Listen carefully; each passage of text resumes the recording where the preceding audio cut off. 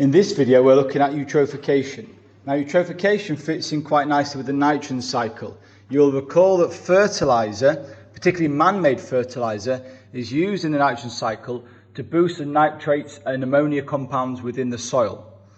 Inevitably, if a farmer was to place these fertilisers onto their farming land, any rainfall would wash these fertilisers into surrounding rivers or lakes.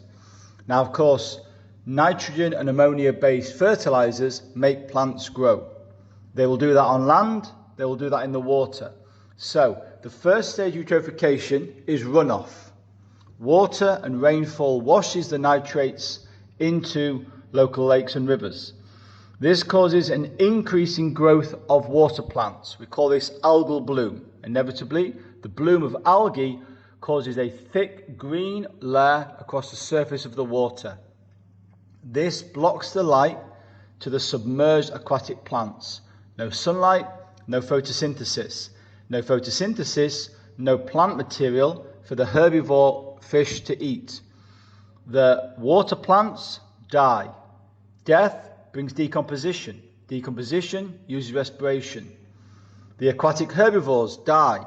Death brings decomposers, brings respiration. Both of these processes remove oxygen from the water. The water becomes deoxygenated. Drop in oxygen levels, decrease in fish survival. This will cause an increased activity of decomposers. More decomposers, less oxygen. Less oxygen, more decomposers. Inevitably, we get to a point in the water where there is so little oxygen that even the aerobic respiring bacteria cannot survive. At this point, anaerobic bacteria take over, and they are the final stage, the final nail in the coffin in eutrophication. Once we have anaerobic respiration, we have toxins, we have an increasing water toxicity. We call this stagnant water. This is the process of eutrophication. So to summarize, eutrophication begins with the fertilizer runoff or leaching into local waterways. This causes an explosion in plant growth. We call this algal bloom. This explosion in plant growth blocks out the sun, preventing the lower lying aquatic plants to photosynthesize. No photosynthesis, therefore they die. When they die, they are decomposed. Because they are dead, there is no food for herbivore fish. They die, they decompose.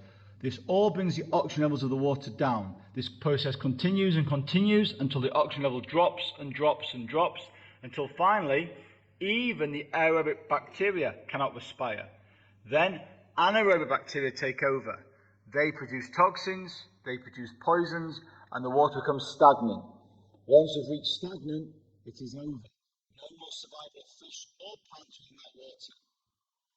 Eutrophication is complete.